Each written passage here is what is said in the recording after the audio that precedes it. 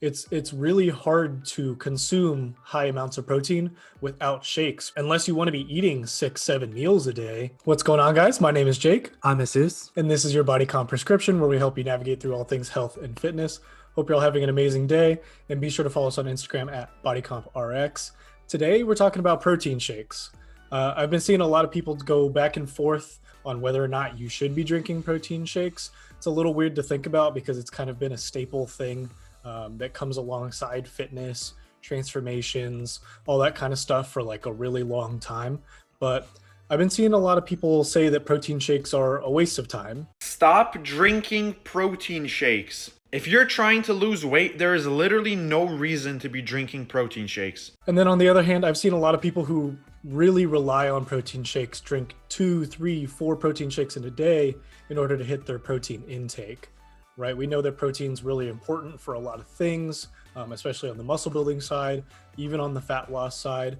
But to just start us off, Jesus, any initial thoughts? Do you have a side? Do you think protein shakes are good? Do you think protein shakes are bad?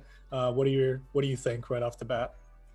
Right off the bat, I think my first initial reaction was I think a lot of people who say they're not good for you and they're kind of on the bad side are maybe they're talking about specifically those individuals who are just starting to fitness and are not sure if if protein is necessary for them. And I say this because when you're first starting off, I would say you got to focus on your nutrition, make sure you're eating healthy, and also make sure you're putting your time in at the gym. But eventually at a certain point you're going to need to increase your amount of protein intake, and you do that by adding like a protein smoothie or two throughout your day. So then at that point it does become necessary in your daily nutrition. Yeah, for sure. And for those of you that don't know, I mean, we've covered several other supplements on here before, but I'll go over protein a little bit. I thought this would be a good way to do that. There's a couple different kinds of protein powders that people generally like rely on, that a lot of people see in stores and stuff like that. You have your general like your whey concentrate, which is usually the most common. You find this at Costco. You find it all over the place. It's generally the cheapest option for protein supplements. There's whey isolate, which is basically whey concentrate that's gone through another filtration step to help remove some of those extra carbs and fat from the formula. And that's generally what I use. Usually creates a higher density of protein per scoop, which is nice. And then there's hydrosylates, which is a little less common for people to get because they're a little bit more expensive, but this is usually the most easily absorbed for your body because of the process that they go through. They break down the amino acids using heat. So that makes it a lot more easy for your body to use. But generally, they cost more. And then you have like your plant-based proteins, your egg proteins, your meat proteins, stuff like that, pea protein, brown rice protein, a whole bunch of other stuff that you can choose from as powders, right? Like I said, I generally use isolate. It's kind of like that perfect balance of, cost effective, but also effective in the body as far as absorption and stuff like that goes. But Jesus, one of the arguments that people make for why you shouldn't be drinking protein shakes in particular, is that they're liquid calories, right? They don't fill you up as much as like eating chicken would, right? We've talked about this before, right? How if you're dieting and you're trying to lose weight, you kind of almost want to eat as much of your food as possible because it fills you up, right? So what do you have to say about that? No, definitely. I'm definitely an advocate for those who say you should be consuming and not necessarily drinking your calories. In this case, it's protein. But my argument to that is, sometimes as much as I could, pack my meals in with a bunch of protein, like adding extra chicken to increase my protein intake, sometimes it just isn't enough. You can only eat so much in a meal before you're like, okay, I'm kind of sick of this, or I'm kind of really full, right? So you can't keep shoving that protein down your throat if it's it's not something you're enjoying. So to counter that, I'd say take as much as you can for your lunch or dinner, whatever it is, and then go ahead and add additional protein shake at the end. Got it. Yeah, I mean, I think like this is a great argument because I know that Mhm. I've fought for the other side before, saying that, liquid calories are not the best thing when you're in a weight loss phase. But what I have to say about this is that most people are low on their protein intake. That's a flat out statement, not an opinion. That's a statement, right? Mm. And I think that you can argue with people that are struggling with their calorie deficit, right? Because that's what you need in order to lose weight. They're not going over their daily calories because they're drinking too many protein shakes, right? I think that's a pretty safe assumption to make. Like if you're having, let's say, a scoop of whey isolate, you're looking at 110 calories. If you're going over 100 or 110 calories because of protein, almost pure protein, then just sub out a couple of carbs for the same amount of protein, and then you're all good to go, because protein has more benefits as far as weight loss goes than carbs do. But Definitely.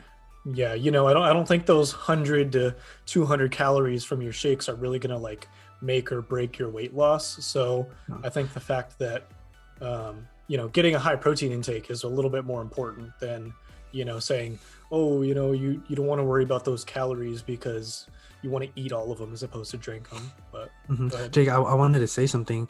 Mhm. I think I don't know about you, but I'd rather see someone go a little bit over your calories for the day, knowing that they at least met their protein intake goal. Because a lot of people, they like reach their goal for the amount of calories they could consume in one day, but they're like 50 grams underneath their protein goal, right? And Yeah. I would say the protein goal to hit that mark is way more important, in my opinion. Yeah, no, this is something that I recommend to a lot of people that ask for advice, clients, a whole bunch of people. Like when you have macros to hit and when you have calories to hit, that's why I generally err on the side of macros as opposed to hitting your calories, because you can hit your calorie deficit by eating no protein, right? And that we Mhm. know that's not necessarily good. So that's why we preach macros here a lot, because if you go over 10 grams of protein on your macros, that's only 40 calories.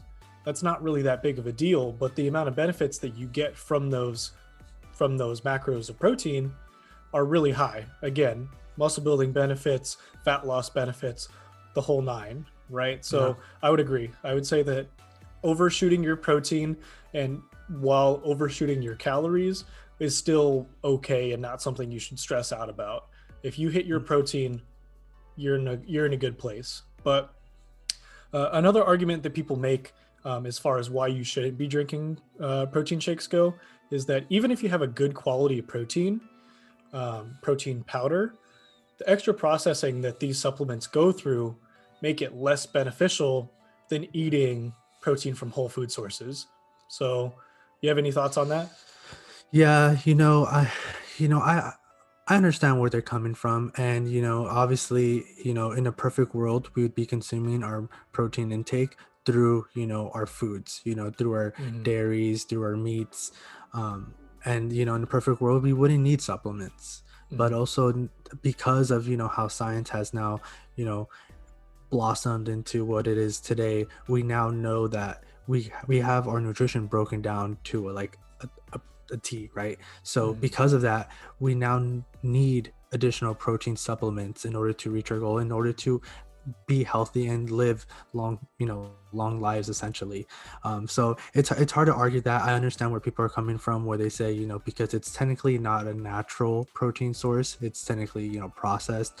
I Hmm. understand where they're coming from, but you also understand from the other side, if it wasn't for us understanding the necessary needs of consuming a x amount of protein per day, we wouldn't be able to live healthy lives, or get stronger, be fuller longer throughout our days. Hmm. So Yeah, that's kind of and my point. yeah, I think again the argument is really good. I Hmm. mean, but again, at the end of the day, when you think about what protein supplements are for, what supplements are for, it's for those gaps in your diet, right? So, that's kind of what I have to say about that. I mean, the argument that's being made here is basically bioavailability. I had someone that wanted me to touch on this a little bit, so I thought I'd go over it. But bioavailability is basically the amount of nutrients that your body is like able to absorb and metabolize, once you consume it, right? So that's why they're saying whole food sources versus a processed food source, right? So even if you're getting the same amount of macros from each and micros from each, your body's more likely to absorb and utilize the ones from the whole food source. So keep that in mind. Like, obviously, again, like Jesus said, it would be very ideal if you can get all of your all of your macros from whole food sources all the time. But we know that that's not possible all the time. It's not convenient all the time. So Yeah, and I would say if you're really concerned about this, maybe you should limit the amount of protein smoothies you're consuming. So if you're able to push yourself and consume your protein through, whole foods, all power to you. If that's what you want to do, then you should strive for that. exactly. Well said. I think, in my opinion, we asked Jesus about his opinion, and I think he's on the side of protein shakes. And I think I'm on the same page, honestly. I think that protein shakes are super convenient. Like I said, I think they're a lot more convenient than cooking up a whole bunch of chicken and eating it. You can't always do that on the spot. You can maybe prep it in the beginning of the week, which is, ideal also. But sometimes you don't want to eat reheated chicken all the time. You know what I'm saying? And, it's relatively cheap because I think about this in a cost way also, because when I go to the store, I look for chicken that's on the cheap side because I need to eat a lot of it in order to hit my protein intake. And it's the same thing. You can get a lot of protein for a very low cost a lot of times. If you can find a protein that is like $2 or less per serving, you're golden. I mean, you're basically guaranteeing $2 or less for 20, 25, 30 grams of protein per serving, which is a lot of times going to be really helpful for most people because, again, they're missing out on their daily protein intake. So Definitely. But also, speaking about your daily protein intake, I think that, again, when we're talking about supplements, a lot of people need these, because if you watched our macro video, that we recommended 0.8 to 1.2, 1.5 grams of protein per pound of body weight. And you put that into perspective, you're a 200-pound person trying to eat a gram and a half of protein per pound of body weight. That's 300 grams of protein every single day. That's really hard to do. Yeah. I eat close to 180 to 200 grams of protein a day, and that's like, I eat a lot of protein. So it's really hard to consume high amounts of protein without shakes, because unless you want to be eating 6-7 meals a day, that are basically chicken or, whatever your protein source of choice is, I guess. But, so we don't all have the time to make and eat 6-7 meals a day, but we do have the time to throw a scoop of whey in a shaker and chug it for 5 seconds. That takes almost no time at all. So yeah, agreed. Cool. Jesus, any other thoughts you want to say about protein shakes before we want to wrap this up? No, I think just to kind of summarize, I think, those who say it's not good for you because of, it's processed and all that, like I said earlier, try to limit the amount of protein you take, but also understand that when you're really serious about your weight loss or, muscle building, you realize how short you are from reaching your protein intake goal.